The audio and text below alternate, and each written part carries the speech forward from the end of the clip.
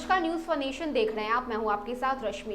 बिहार में कोरोना के केसेस अब काफी कम हुए हैं और यही कारण है कि धीरे धीरे बिहार अनलॉक की तरफ बढ़ रहा है। इतना ही नहीं, सरकार ने कई सारी रियायतें भी दी हैं, लेकिन इस सब के बीच अभी भी कुछ जगहों पर पाबंदियां लगाई गई हैं, चाहे वो रेस्टोरेंट में बैठकर खाने को लेकर हो, जिम की बात कर ले या फिर धार्मिक स्थानों के। इन सभी जगहों पर अभी भी सरकार की तरफ से पाबंदियां लगाई गई हैं, इन्हें नहीं खोला गया है। और अब इस सब के बीच परेशानी सबसे ज्यादा जिम व्यवसायी के लोगों को झेलनी पड़ रही है। इसी क्रम में हमारे संवाददाता ने जब बिहार जिम एसोसिएशन के लोगों से बात की तो उन्होंने अपनी परेशानी साझा की। उन्होंने सरकार से इस बात की अपील की कि उनकी तरफ भी ध्यान दिया जाए, जिम को कुछ पाबंदियों के साथ खोलने की इजाजत दी जाए, क्योंकि इस काफी दिक्कत झेलनी पड़ रही है। क्या कुछ कहना है जिम एसोसिएशन के लोगों का, आप उनके पूरे बयान को सुनिए। बिहार जिम एसोसिएशन एवं ट्रेनर एसोसिएशन की तरफ से आए हैं और जो बिहार में अभी जिम ओनर्स की और ट्रेनर्स की जो बदहाली अभी हो रही है लॉकडाउन की वजह से, उसके रिगार्डिंग हम लोग आज डीएम साहब से आए हैं अपना एक रिक्वेस्ट पत्र देने, एक आग्रह पत्र देने कि हमारे सेक्टर के ऊपर भी ध्यान दिया जाए और उसे किसी एक प्रॉपर गाइडलाइन के तहत खोलने का आदेश जारी करें, ताकि हमें जो मुसीबतों का सामना करना पड़ रहा है उससे हम लोग उबर सकें।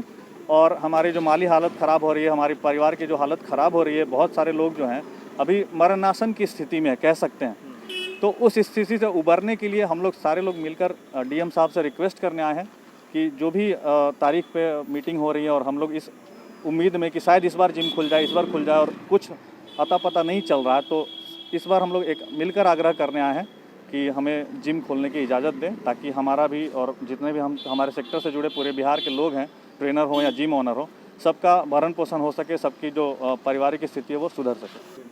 सबसे पहले आपको मैं बताऊं कि जिम पता नहीं व्यक्तिगत रूप से किसी को एक्सपीरियंस है या नहीं, जिम में जितने भी इक्विपमेंट्स होते हैं ना, वो ऑलरेडी 2 फीट 3 फीट की दूरी पे रखे होते हैं। दूसरा क्या है कि अगर सरकार के द्वारा गाइडलाइन जारी रहेगा, plus we as a gym owner, as a trainer, हमें भी अपनी ज़िंदगी और अपने परिवार की ज़िंदगी का ख्याल है, सुरक्षा का ख्याल है।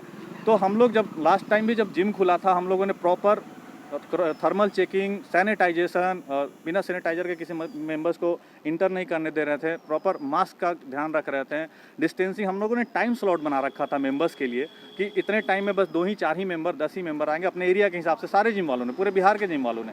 तो गवर्नमेंट अगर अल्टरनेट डेज पे भी हमें अलाउ करे, या फिर एक गवर्नमेंट जब गाइडलाइन जारी कर दे, डेफिनेटली हम लोग उस गाइडलाइन को फॉलो करेंगे।